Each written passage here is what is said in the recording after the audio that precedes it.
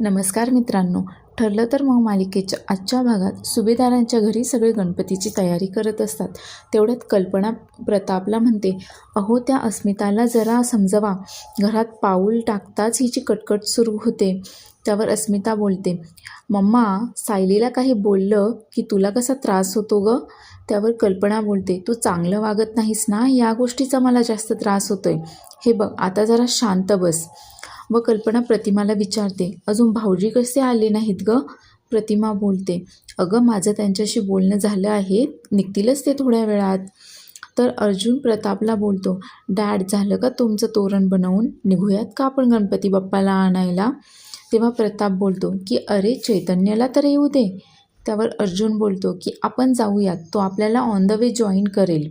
व ते दोघेही गणपती आणायला निघतात. निघताना प्रताप कल्पनाला सगळी तयारी करून ठेवायला सांगतो. तर इकडे रविराज सुमनला विचारतो, आपल्याला सुभेदारांकडे जायचं आहे गणेश चतुर्थीसाठी, लक्षात आहे ना? ते वाट पाहत असतील, आवरलं की नाही तुझं? तेव्हा सुमन बोलते, हो हे एवढे पेढे व मोदक भरते, मग निघूयात आपण. तेव्हा रविराज तिला विचारतो, आणि तुझा नवरा कुठं आहे? त्याच्या लक्षात आहे ना आपल्याला जायचं आहे म्हणून? उठलाय की नाही तो? आवरलं की नाही त्याचं अजून?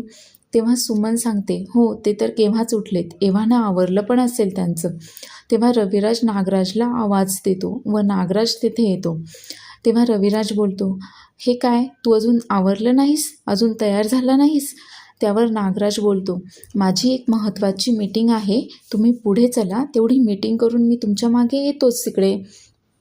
त्यावर सुमन थोडी गोंधळते व विचारते, आज सणाच्या दिवशी पण कसली मीटिंग आहे? तेव्हा नागराज बोलतो की काही कामे सणाच्या दिवशी पण करावी लागतात. तेव्हा मात्र सुमन विचारात पडते, आजच्या दिवशी यांची कोणासोबत मीटिंग असेल? तेव्हा नागराज बोलतो, सुमन चल आपण निघूयात, वेळ झालाय.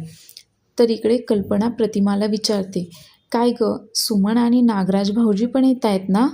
त्यावर प्रतिमा बोलते, हो ते दोघे पण येणार आहेत. इकडे विमल, सायली, कल्पना सगळे मोदक बनवत असतात. तर अस्मिता व अश्विन सोफ्यावर फोन पाहत बसलेले असतात. तेवढ्यात सुमन व रविराज तिथे पोहोचतात. तेव्हा सायली त्यांचे स्वागत करते. सायली सुमनला विचारते, कशा आहात काकू? तेव्हा सुमन सांगते, मी छान आहे. सुमन सायलीला बोलते की बाळा मधुभाऊंची अजिबात काळजी करू नकोस, बाप्पा सगळं काही ठीक करेल. त्यावर सायली बोलते, हो काकू, आता बाप्पा आले आहेत ना, तर ते सर्व काही ठीक करतील. कल्पना सुमनला विचारते, नागराज भाऊजी नाही आले? तेव्हा रविराज बोलतो की त्याची कसली महत्त्वाची मीटिंग होती, मी त्याच्या कामात लक्ष घालत नाही, तो काय करतो, कोणाला भेटतो त्यालाच माहीत. तेव्हा मात्र सुमनचा चेहरा पडतो. प्रतिमाच्याही लक्षात येतं. सायली नागराजला कॉफीसाठी विचारते. तेव्हा तो बोलतो की नाही, आता डायरेक्ट तुझ्या हातचे मोदकच खाणार आहे मी. तेव्हा मात्र सगळेच हसतात. अस्मिता त्यांना बसायला सांगते व अर्जुन व प्रताप गणपती आणायला गेलेत म्हणून सांगते. कल्पना अश्विनला सांगते की अरे त्यांना कॉल करून पाहा ना की ते कुठपर्यंत आले आहेत म्हणून. पण तो मात्र तिला इग्नोर करतो, तो काही कॉल करत नाही. तेवढ्यात ते दोघेही गणपती घेऊन दारात येतात. सायली लगेच पूजेचं ताट घेऊन येते, त्या दोघांच्या पायावर पाणी घालते व ओवाळून सगळेजण घरात येतात. तेव्हा अर्जुन अस्मिताला खुणावतो. तेव्हा अस्मिता बोलायला सुरुवात करते की यावर्षी आता गणपतीची स्थापना कोण करणार? याआधी तर प्रतिमा आत्या, काका व तन्वी करायचे ना प्रतिष्ठापना. तेव्हा रविराज बोलतो की हो, मागच्या वर्षी तर ती झोपूनच राहिली होती. प्रताप बोलतो, आणि मग सायलीने तुमच्याबरोबर प्रतिष्ठापना केली होती. यावर्षी पण सायलीने प्रतिष्ठापना केली तर काय ग कल्पना? त्यावर अस्मिता बोलते, डॅड तुम्हाला सायलीचा का हो इतका पुळका? आता प्रतिमा आत्या व रविराज काका आहेत ना येथे, त्यांना करू देत ना पूजा, हिची कशाला मध्ये मध्ये लुडबुड? त्यावर कल्पना म्हणते, तुला मध्ये मध्ये बोललंच पाहिजे का ग? पूजेचा मुहूर्त टळता कामा नये. तेव्हा अस्मिता बोलते, पूजेचा मुहूर्त टळला तरी चालेल, पण हिने प्रतिष्ठापना केलेली मला अजिबातही चालणार नाही. ही कोण आहे या घरची? ही कुणीच लागत नाही. मग कोणत्या अधिकाऱ्याने ही पूजा करणार आहे? त्यावर अर्जुन बोलतो, तुला माझ्या बायकोने पूजा केलेली नको आहे ना? ठीक आहे, तर मग नाही करणार ती पूजा. व तो प्रतिमा व रविराजला पूजा करायला सांगतो. कल्पनाला हे सगळं अजिबात पटत नाही. ती खूप अस्वस्थ होते. कल्पना प्रतिमा व रविराजला थांबवते व सायलीकडे जाते. सायली खूप घाबरलेली असते. तेवढ्यात कल्पना सायलीला काही न बोलता अस्मिताकडे वळते व बोलते, तुझं सगळं ऐकून घेते म्हणून सगळं वाढतच चाललंय तुझं. घरातलं वातावरण तू रोज का बिघडवतेस गं? आम्ही तुझ्यावर हे संस्कार केलेत का? तर इकडे नागराज महिपतला भेटायला गेलेला असतो. महिपत त्याला बोलतो, नागराज शेठ, तुमच्या वहिनीला चुकीच्या गोळ्या देण्याच्या प्रकरणात तुम्ही अडकला नाहीत ते बरं झालं. परस्पर त्या प्रियावर शेकलंय सगळं. त्या अर्जुनच्या पण लक्षात आलंय की त्या अर्ध्या मेंदूसोबत काहीतरी गडबड आहे. तो त्या अपघातापर्यंत पोहोचला नाही म्हणजे बरं होईल. त्यावर नागराज बोलतो, मलाही तीच भीती वाटते. महिपत बोलतो, मला जास्त भीती तर त्या चिचुंद्रीची वाटते. तिच्यावर लागलेला डाग तो केव्हाही पुसून काढेल. त्यावर नागराज बोलतो, त्याहीपेक्षा जास्त भीती मला माझ्या बायकोची वाटते. महिपत बोलतो, पण तिने तर आपल्याला पाहिलं नाही ना?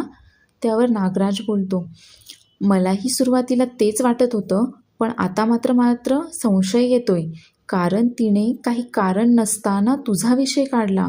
तिने जर आपल्याला पाहिलं नसतं तर तुझा विषय निघालाच नसता. तर इकडे कल्पना सायलीला विचारते, अस्मिताला अक्कल नाही पण तुला पण कळत नाही का? प्रताप बोलतो, अगं काय बोलतेस? पूजा होऊ दे मग बोलू आपण. त्यावर कल्पना बोलते, तुम्ही थांबा हो जरा. व ती सायलीला हाताला धरून ओढत घेऊन जाते. तेव्हा मात्र सगळेच गोंधळतात. सायली खूप घाबरलेली असते. काय चाललंय कोणालाच काही कळत नसतं. सगळे त्यांच्या मागून जायला लागतात. तर सायली खूपच जास्त घाबरलेली असते. कोणालाच काही कळत नसतं कल्पनाचं नक्की काय चाललंय म्हणून. कल्पना सायलीला बोलते, हे सगळे मला थांबवायचा प्रयत्न करत होते, पण तुझं तोंड बंद ते बंदच. अगं आपल्या घरावर कोणाची नजर वाईट पडली तर तू वाघीण होतेस. मग जेव्हा तुला त्रास होतो तेव्हा तू मूग गिळून गप्प का राहतेस?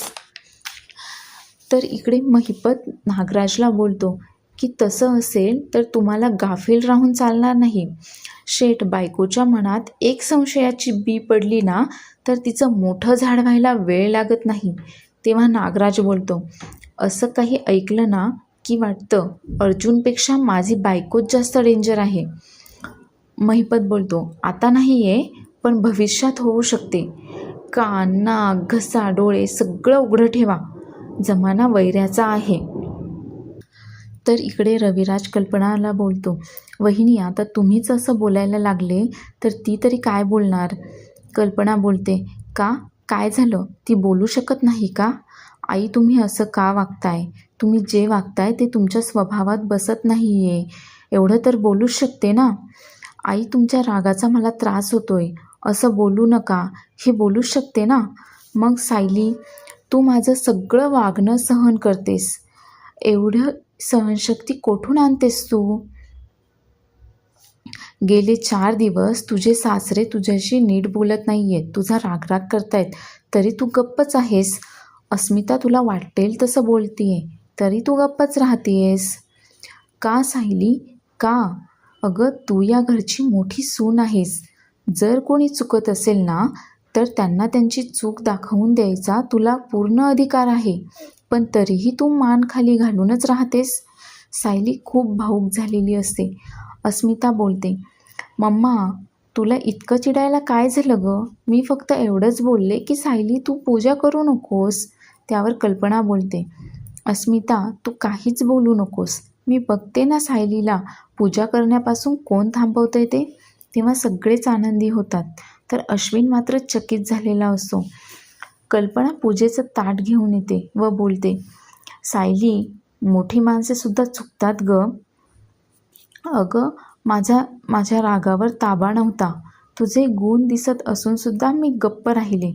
अगं या घराला लागलेली कीड तू दूर केलीस.